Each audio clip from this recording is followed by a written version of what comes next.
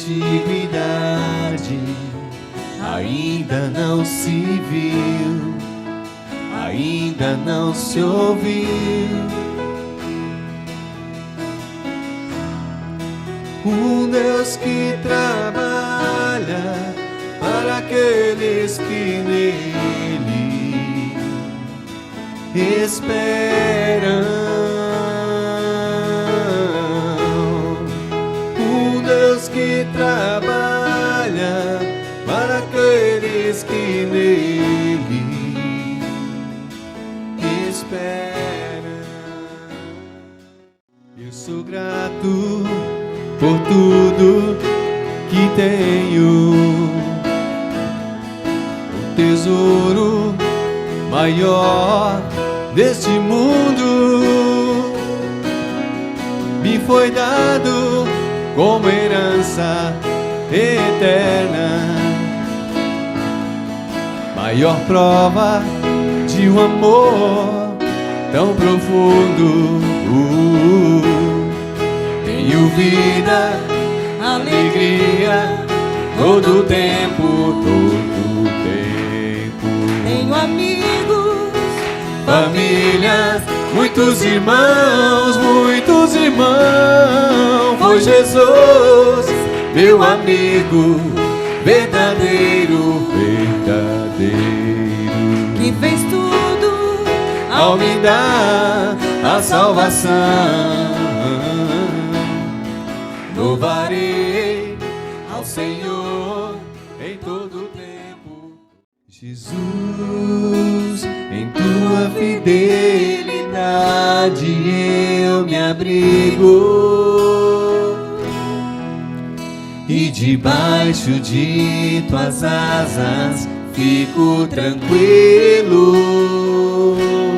Sei que nada e ninguém pode me separar do teu amor. Para ti, ó Rei meu, não há impossível. Saber que estás comigo me faz andar sobre a tempestade, e assim venço a fúria do inimigo.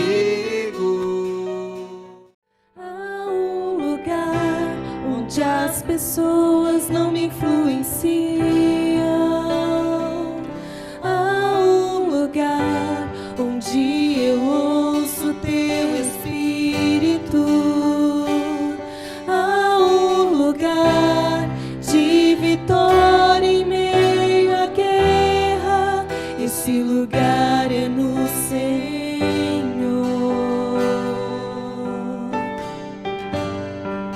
Esse lugar é no Senhor.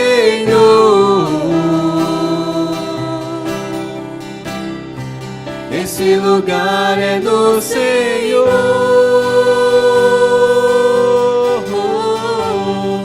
Esse lugar é no Senhor.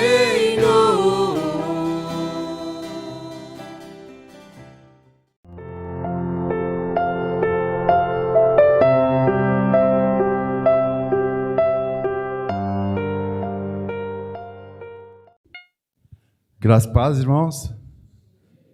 Glória a Deus. Convido os irmãos, sem demora, a abrirmos as nossas Bíblias na carta aos Hebreus, capítulo 12, versículo 1 e 2. Amém? Hebreus capítulo 12, versículo 1 e 2. Os irmãos acharam?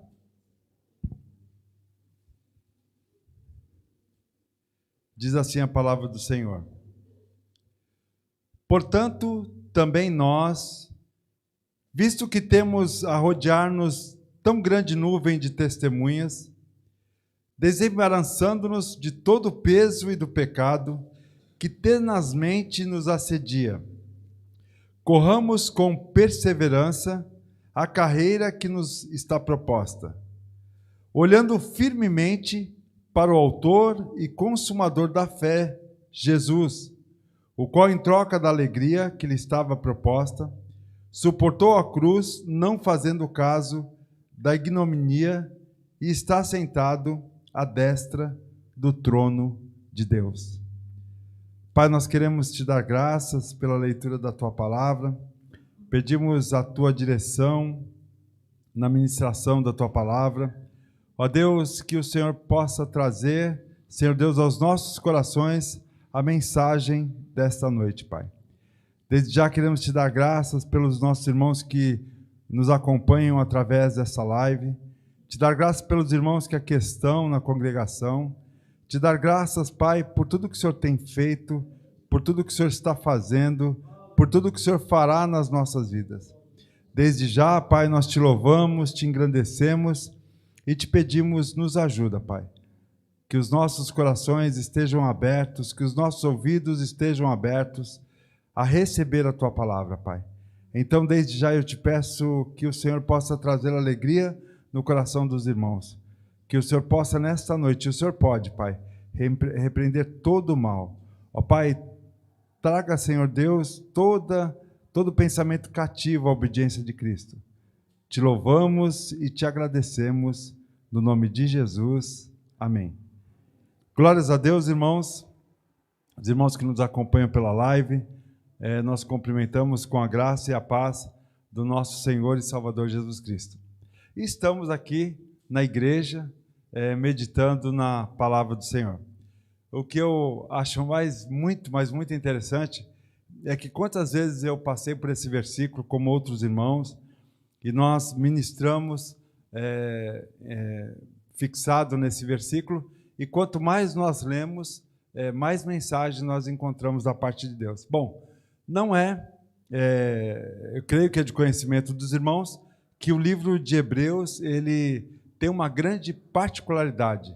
Ele traz a revelação de Cristo.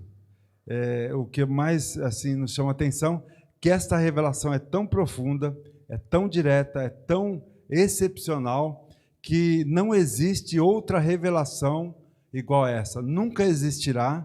E essa revelação, o que também nos chama a atenção, é que ela se opõe às outras crenças, com vitória.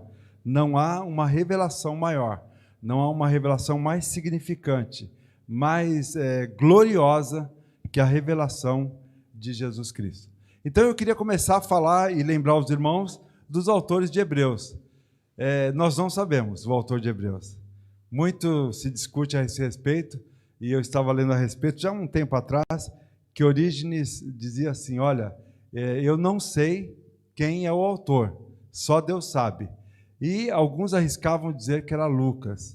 Já Tertuliano dizia ser Barnabé. Por que nós precisamos saber isso? Porque, na verdade, quando você lê, que você especula, você vê que o que os primeiros teólogos pensavam, o que os pais da igreja pensavam, e me faz lembrar de Erasmo, me faz lembrar de Calvino, me faz lembrar também de Lutero, que eles divergiam. Eles duvidavam que fosse Paulo autor da Epístola aos Hebreus. Mas Lutero disse assim, olha, possivelmente é Barnabé.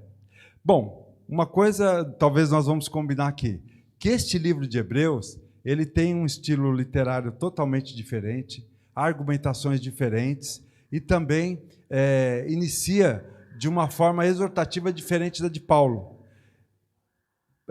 Então, nós não sabemos o autor, não vamos discutir o autor, alguns entendem que é Paulo, outros não entendem, mas partindo dessa premissa, eu queria tentar trazer à tona coisas gloriosas do livro de Hebreus, coisas que foram faladas, coisas que ainda não foram faladas, e quem sabe coisas que ainda serão repetidas. Primeiro, quanto à teologia, quanto o caráter teológico, ele nos dá uma certeza de que Cristo é superior aos anjos, é superior aos profetas, é superior a Moisés. E, partindo dessa premissa, quanto à obra de Cristo. Essa pequena introdução é para que a gente mais vá se inteirando do texto. Quanto à obra de Cristo, é uma coisa assim,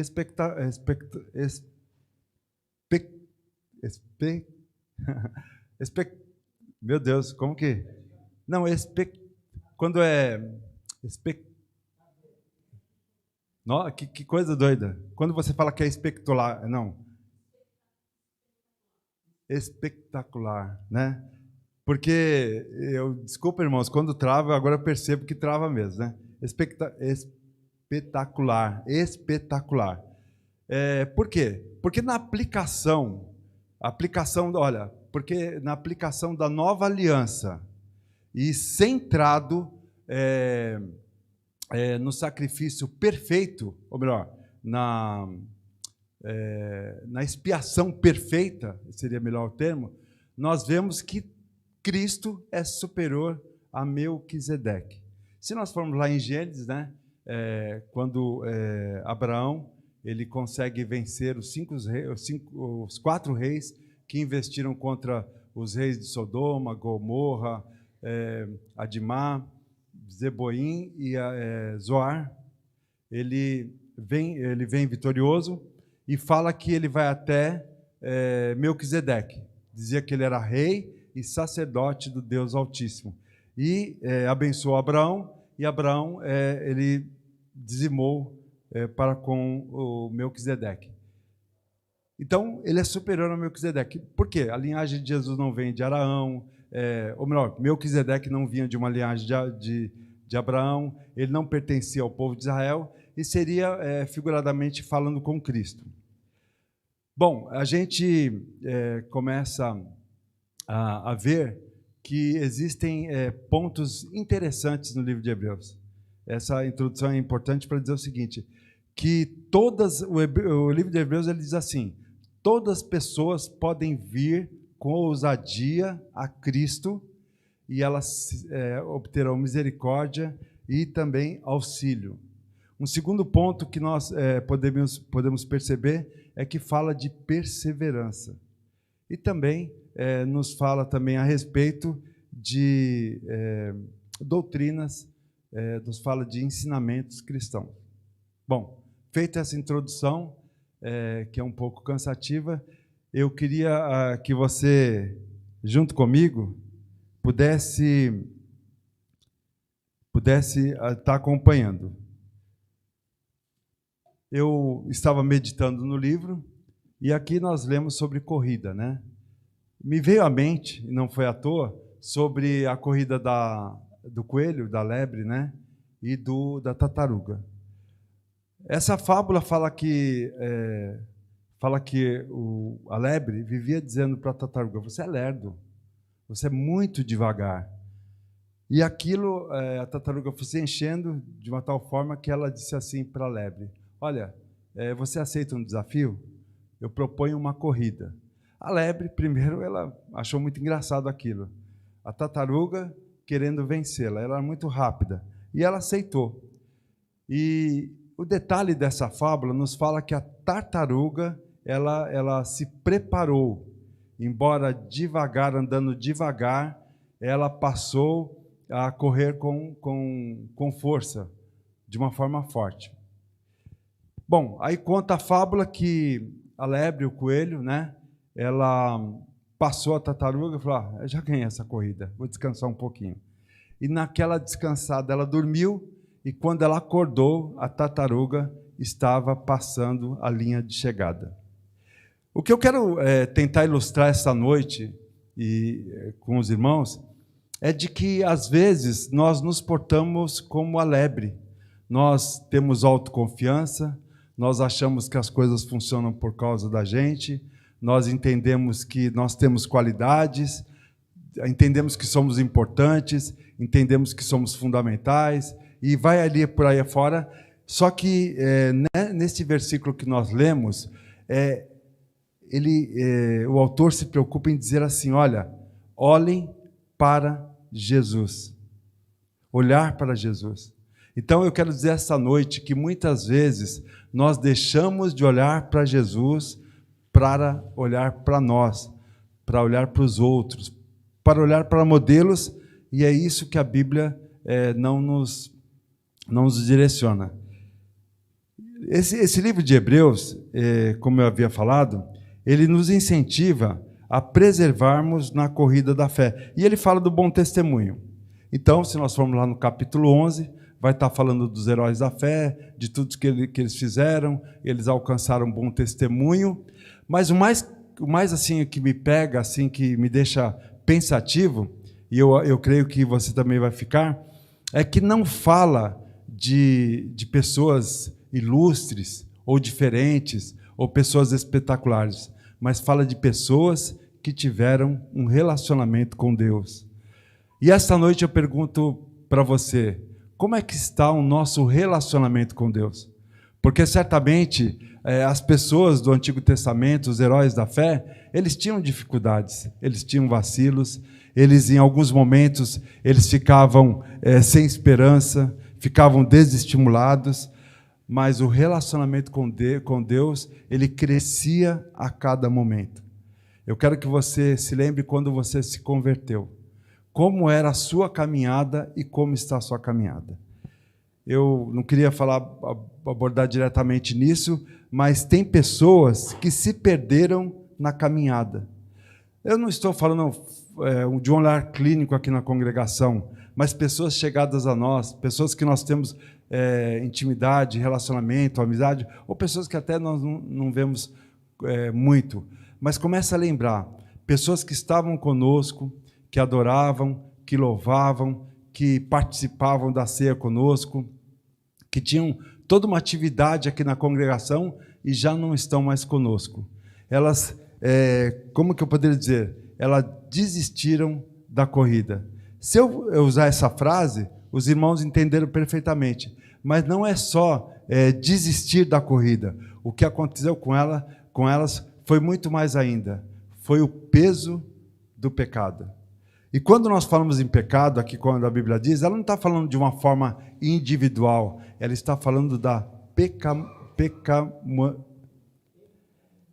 pecaminosidade. Hoje está travando, né? E quando você vê isso, eu poderia aqui citar pelo menos 16 heróis da fé que é citado, que alcançaram um bom testemunho. Quando a gente fala de heróis da fé, a gente lembra de Abraão, a gente lembra de Davi, a gente lembra de Gideão, a gente lembra de Raabe, que foi inserida na galeria da fé. Nós lembramos de Samuel, lembramos de Davi e tantos outros. E nós, assim, vemos nesses heróis da fé super-heróis, pessoas que não tiveram problemas, que levaram a vida com Deus de uma forma muito tranquila.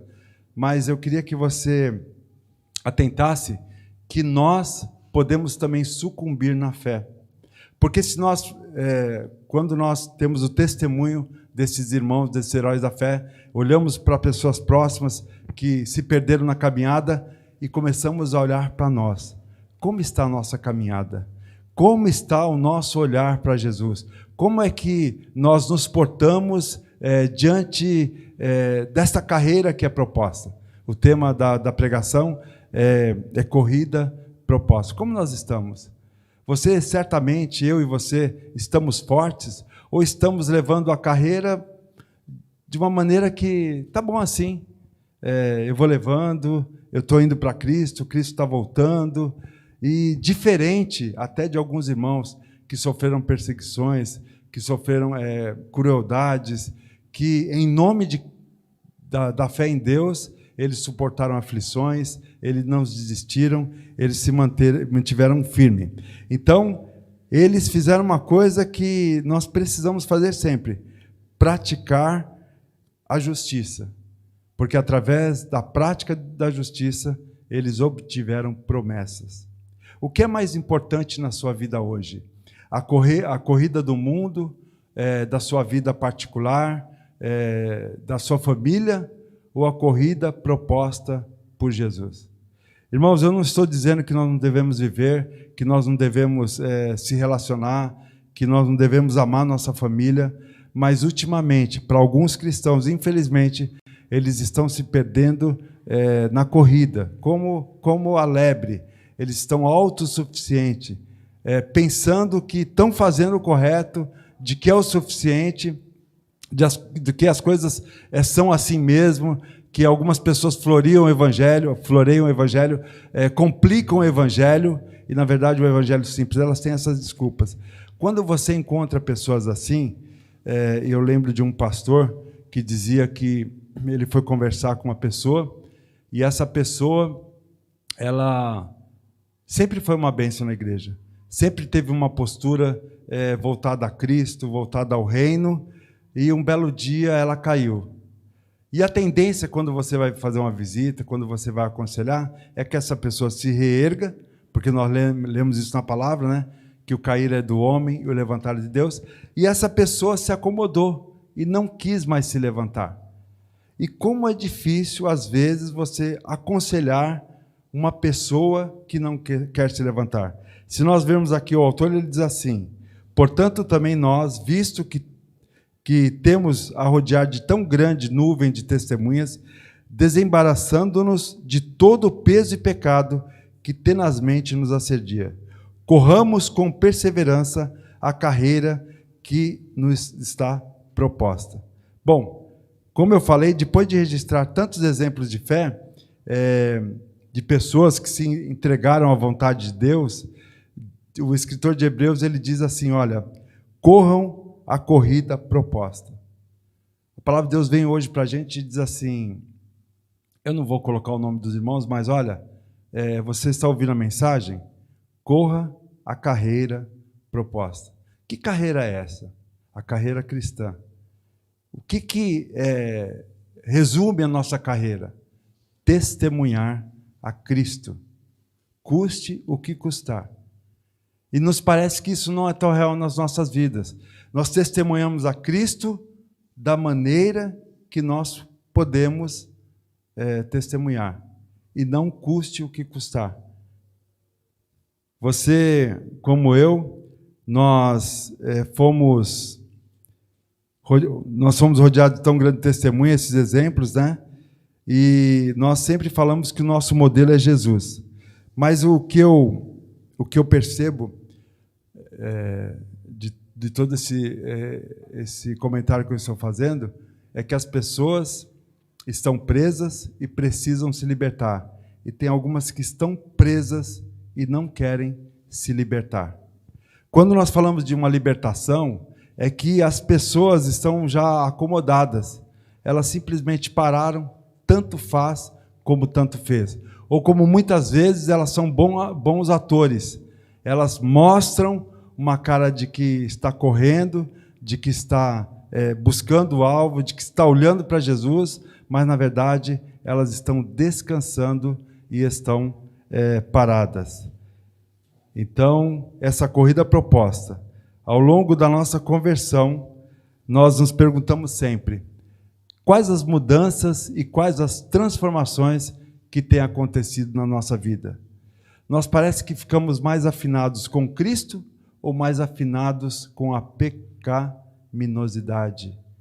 Nós estamos mais voltados a dizer, não é tão grave assim, ou realmente correr a proposta, correr da maneira que Cristo nos propõe. Houve os que não alcançaram, os que não alcançam. Eu estava dizendo daquelas pessoas que você vai aconselhar e você vai falar de Cristo, que a palavra de Deus diz, e elas se negam a querer receber conselhos. E mais terrível, ela culpa os outros. Ô, irmão, você sabe por que eu não estou prosseguindo? Porque foi fulano, ciclano, beltrano. Você sabe por que eu estou parado? Porque foi fulano, ciclano e beltrano. Elas culpam os outros, elas desprezam a verdade e já não querem mais andar no caminho correto. Eu, quando estava meditando e da maneira que eu estou falando, eu percebo que até dá sono. Porque são coisas tão notórias, são coisas tão claras, e a gente diz lá no íntimo, eu já sei de tudo isso. Por que isso está sendo repetido? Porque o autor de Hebreus, no capítulo 2, ele nos assevera algo que nós já sabemos. Mas o que a preocupação dele maior, ele diz assim, olha, pare de olhar para outras coisas, pare de olhar para outros modelos, pare de se fixar em coisas que não te dá substância e nem te fortalece. Olhe para Jesus, autor e consumador da fé. Eu queria que os irmãos, se pudessem, mas eu vou estar lendo só para acompanhar, a corrida a qual nós perseguimos, como nós falamos um pouquinho antes, é testemunhar a Cristo. Se você falar em 2 Timóteo, capítulo 4, versículo 7, Paulo diz assim: mas em nada tenho a minha vida por preciosa, contanto que cumpra com alegria a minha carreira e o ministério que recebi do Senhor Jesus, para dar testemunho da graça de Deus. Eu sei que os irmãos, como eu, enfrentamos muitos problemas quando vamos testemunhar a Cristo. As pessoas estão tão cheias de si, tão cheias de pensamentos, tão cheias de desculpas, tão cheias de desinteresse, que você diz assim: eu não vou nem pregar. Mas a Bíblia severa: prega assim mesmo, porque quem convence é o Espírito Santo. Quem motiva as pessoas a se voltarem para Cristo, quem motiva as pessoas a se voltarem para Cristo é o Espírito Santo. A nossa função é testemunhar a Cristo. E muitas vezes nós não temos um testemunho grandioso, esplendoroso, mas nós temos a graça de Deus nas nossas vidas, o suficiente para quebrar qualquer jugo, porque a palavra de Deus diz que a unção quebra o jugo. Irmãos, nós como cristãos, nós devemos ser perseverantes. Requer de nós resiliência. E se você for pegar o significado da palavra resiliência, ela é adaptar-se às mudanças, às adversidades e às situações difíceis. Você vai ver muitas vezes a pessoa falar assim: olha, eu só prossigo porque eu tenho uma força interior dentro de mim. As pessoas que não têm fé, as pessoas que não têm Cristo, as pessoas que nem sabem muito de Jesus, de Cristo, da palavra, elas dizem assim: eu procuro uma força interna em mim. Coitadas, na verdade, elas não percebem que é o Senhor que as fortalece, mesmo não conhecendo a Deus.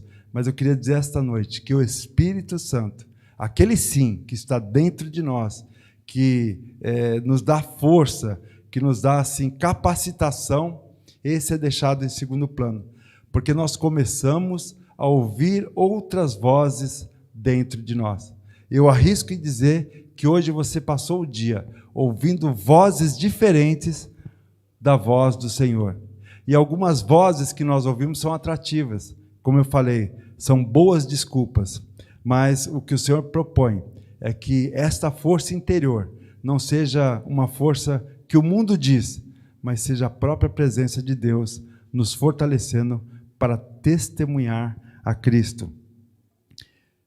Eu queria também falar para os irmãos que Paulo, ele fazia comparações com a vida cotidiana de atleta para com o cristão. E eu lembro que Paulo diz assim, em 1 Coríntios capítulo 9, 24, não sabeis vós que os que correm no estádio, todos na verdade correm, mas um só leva o prêmio? Correi de tal maneira que alcanceis.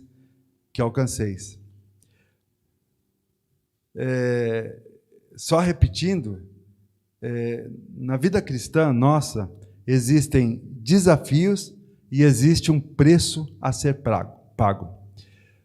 Estava conversando com o irmão Ademilton sobre missões, né? Aproveitar e encaixar na pregação. Às vezes, nós queremos fazer muitas coisas, e uma só é suficiente. Se nós pudermos fazer muitas coisas, ótimo, é bom, mas uma só, feita com temor, com graça, com direção de Deus, testemunhando a Jesus de uma forma convicta, motivada, correndo a carreira proposta, libertando-se de todas as amarras, tudo que nos rodeia, certamente ela vai ser proveitosa. E quando Deus faz isso, surge outra e nós fazemos outra, outra e outra, e de repente nós estamos fazendo muitas coisas, testemunhando a Cristo de uma forma gloriosa, mas na direção de Deus.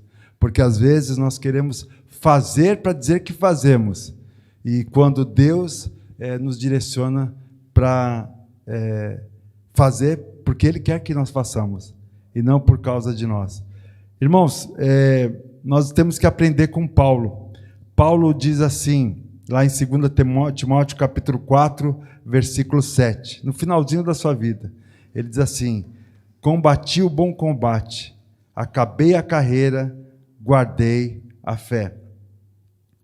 Nós estamos combatendo o bom combate? Nós estamos, de fato, prosseguindo a carreira até chegar esse dia de acabar a carreira, de guardar a fé? Porque o que nós vemos hoje é uma igreja compromissada a não estar combatendo o bom combate. Uma igreja compromissada apenas em fingir que está combatendo. Mas o que faz ela fingir que está combatendo? Porque ela está presa, ela está embaraçada, ela está parada, pelo que o autor de Hebreus diz no versículo 1. Visto que temos a rodear-nos de tão grande número de testemunha, desembaraçando-nos de todo o peso e pecado. Eu tinha pego sobre peso, se eu achar aqui, vai ser muito bom. O peso dizia o seguinte, que seriam práticas, ideias e até mesmo relações diversas.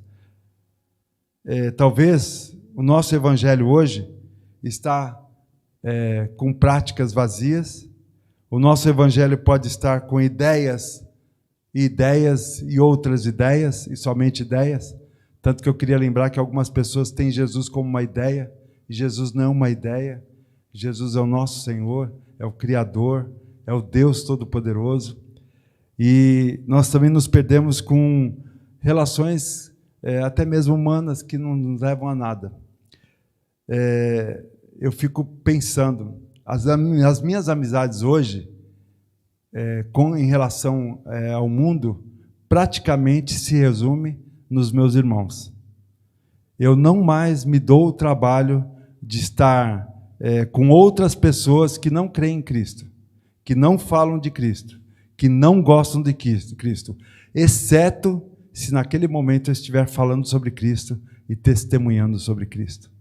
Então é importante que as nossas amizades, que as nossas relações, elas estejam voltadas para as pessoas que creem, que gostam, que amam, que temem e que glorificam ao Senhor.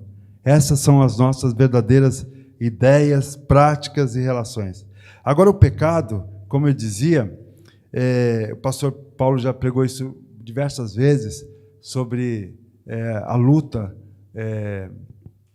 da carne e... como que é a mesma luta? Da carne e do... E do espírito, exatamente. Da carne e do espírito. E essa luta é constante, essa batalha é constante.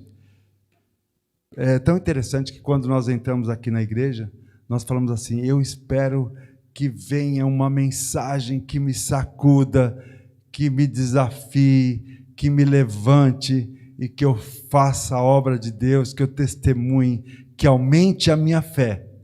Mas nós não temos uma relação com Deus. Uma delas é a oração. As pessoas dizem: eu não sei orar.